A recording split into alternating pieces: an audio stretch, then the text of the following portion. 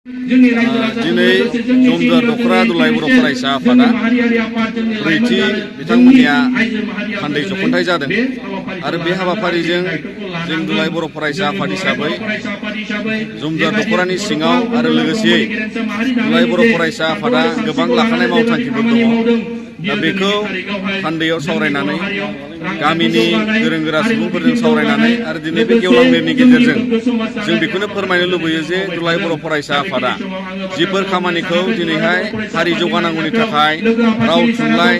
हारिमु दोरोङारि खान्थि गासैबो जौगानांगौनि थाखाय दिनै बर' हारिनि गेजेराव दुलाराय बर' फरायसा आफादा खामानि मावलांबाय थागोन। दा बेजों लोगोसे नोजोर लानानै आथिखालनि थासारियाव जोंनि जे सोलोंथाइ जौगाथाय आरो जोंनि लाखानाय जि मावथांखि जे आदब आरो गुन गोनां सोलोंथाइनि मावथांखि फारसेथिं बड'फा उपेन्द्रनाथ ब्रह्मनि मुङाव मोनसे गोजोरथियारि जौगाथाय मावथांखि दा बे गासैखौबो लानानै दिनै हारि जौगानांगौनि थाखाय दुलाराय बर' फरायसा आफादनि मावथिफ्रा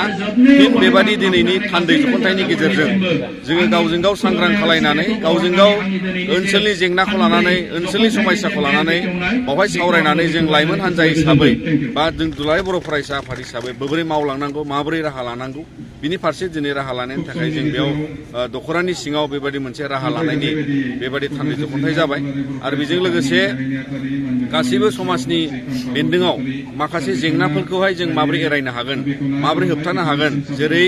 आथिखालाव लाइमोनफोरनि गेजेराव ड्राग्सनि जेंना आरो बेबादिनो गुबुन फेग्रा मुवाफोरनि जेंना थाबाय आरो गुबुन गुबुन माखासे जोंनि ओनसोलाव उन्दै बैसोआव हाबा जानायानो जा आरो बेजों लोगोसे फरायसालि नागारनाय एबा फरायसालि एंगारनाय बा ड्रप आउट होनो दा बेबादिखौ गैया खालामनो थाखाय जों समाजाव दिनै दुलाराय बर' फरायसा आफादा मैखोमै जों जुजिलांगोन आरो बिनि थाखायनो जमदुवार दखरायाबो दिनै साखाफारा जादों आरो फैबाय थानाय समाव जोङो गोग्गो सोलोंथाइ आरो आदब आरो गुन गोनां सोलोंथाइखौ लानानै जिखिनि हाबाफारि लानानै दिनै जोङो लाइमोनखौ फोजाखांलांनांगोन बिमा बिफाजों सावरायलांगोन फोरोंगिरिफोरजों सावरायलांगोन आरो बेबायदि समाज जौगानायनि मोनफ्रोम बाहागोखौ दुलाराय बर' फरायसा आफादा हारि जौगानांगौनि थाखाय जोङो बेयाव बिबान लानानै खामानि मावगोन आरो बेयाव दखराया दिनै मैखोमै बे फारसे नोजोर लानानै खामानि मावगासिनो दङ। दुलाराय बर' फरायसा आफादाबो जों दाबिनाय बायदि भेन्सार स्कुल प्रभिन्सियेलाइज जानांगौनि थाखाय बिटिआर सुक्तिजों गेजेरजों जोङो बेवहाय मोनसे सुबिदा मोन्दों जे 6.3 क्ल'जआव फोरमायनाय बायदि गासै भेन्सार स्कुला प्रभिन्सियेलाइज जानो थांनायनि लामायाव दिनै जों सिगनेटरि आफाद हिसाबै बा सुक्तिकारि हान्जा हिसाबै जोङो जि सावरायनायाव बाहागो जानो मोन्दों जि आसाम सरकार आरो बिटिआर गभर्नमेन्टजों लोगोसेयै दिनै नांनानै बिथांमोनहा जि फारिलाइफोरखौ थिग खालामनो थाखाय आयेन नितिखौ थिग खालामनानै बिथांमोनहा प्रभिन्सियेलाइज खालामनायनि राहाखौ लानो नागिरदों आरो बेयाव दुलाराय बर' फरायसा आफादा जोङो दिनै मिजिंथियो जाहाथे दिनै जि प्रभिन्सियेलाइज जानो थांनाय लामायाव जिखिनि राहाफारि लानांगौ थाबैनो दिनै समाव जों मिथिनो मोन्दों जे आसाम सरकारा एबसुखौ फिन सोलोंथाइनि सायाव सावरायगोन होननानै जोंनो मोनसे खौरां होदों आरो बिनि गेजेरजों जों मिजिंथियो जे जाय बिथांमोनहा भेन्सार स्कुलनि फोरोंगिरि बा सामलायगिरिफ्रा दिनै